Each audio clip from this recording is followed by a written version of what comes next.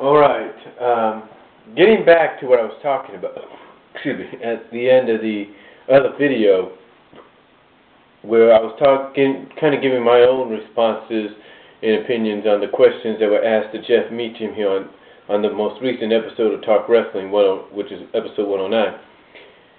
I was talking about worst stables, and I just talked about the fact that the Alliance stable, even though it falls under the category of being influenced by the NWO as far as huge mass amount of groups, mass amount of people stable, basically mass stable, it was probably one of the worst ones. Because, like I said, WWE basically had to insert its own wrestlers in there just to get the Alliance over. And then, the one I was talking about the most at the end of the video was the stable currently in WWE of Michelle McCool, Layla, Vicky Guerrero, and I believe on occasions Maurice and Alicia Fox. Now, originally they were known as Layla and McCool, because of their names. But then, I think recently, as we saw on Raw, they've added Maurice as sort of like an occasional member, and then Alicia Fox is an occasional member, and Vicky Guerrero sort of, I guess, is a spokesperson or something. And I think they're going by the name at times now as Simply Flawless. And as I mentioned at the end of the previous video, this is nothing more than, in my opinion, WWE's way of ripping off TNA's The Beautiful People. That's what this is. That's what this stable is. If you want to call it a stable of these divas, it's nothing more than a WWE toned down WWE version of The Beautiful People. That's what it is. Because you can almost see the same mannerisms. The Beautiful People, yeah, they're over with the fans, because the fans in TNA, they're used to them. They're used to seeing The Beautiful People, and they can get away with almost anything there. But here, this is basically, sorry about that, but this is basically WWE's toned down version of The Beautiful People, which is Simply Flawless. And like I said, it's the same mannerisms with the exception that they don't do the entrances like The Beautiful People do. They don't act, they don't attack people in the way that The Beautiful People do, like with a baton or a club or a belt or whatever. And they don't nearly kiss each other on screen or tease the fans the fact that they're going to try to do a triple lesbian kiss, if you know what I mean. They don't do that. This is basically a toned down version of that group. And why is it a toned down version? Well, one, it's WWE and, of course, the PG and the family friendly. But, with the exceptions of the fact that it's toned down, it's basically the same group, WWE style. Because the one thing that group, Simply Flawless, Lay Cool, or whatever you want to call them, have in common, that's the same as The Beautiful People in TNA, is they act like they're better than everybody else. They act like they're better than the other divas, just like The Beautiful People act like they're better than the other knockouts. That's why it's probably one of the worst stables, if not the worst stable, currently in wrestling.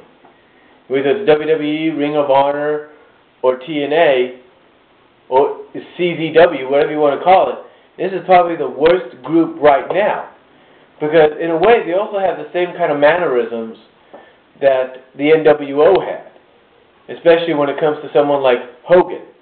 Remember when Hogan was the heel in NWO, he was afraid of one person. He was afraid of facing one person, if not two.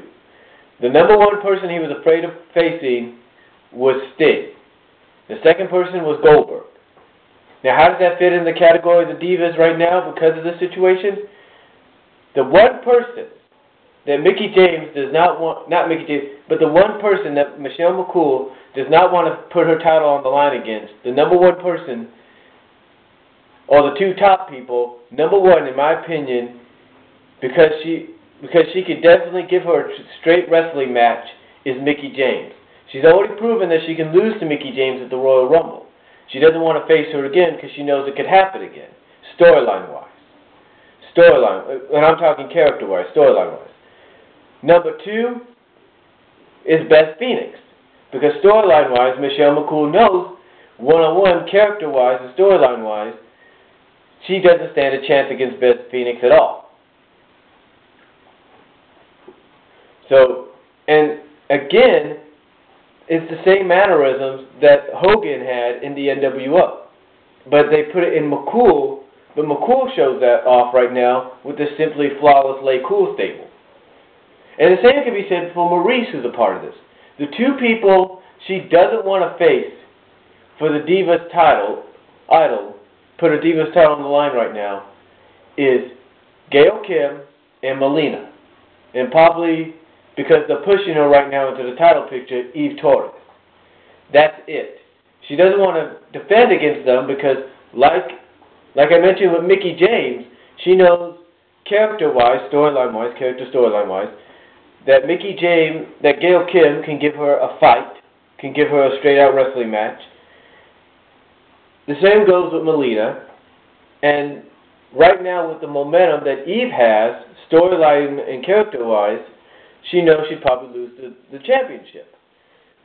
So that's why this stable is probably one of the worst stables in a way that there is in wrestling right now. Because one, it's a downright rip-off of the current Beautiful People stable, of the Beautiful People in TNA, as well as it's just the same. It's just a Divas version, if not smaller version, of NWO, Diva style, with Michelle McCool in the role of Hogan, and Maurice sort of in that same role, but like in the role of maybe Savage or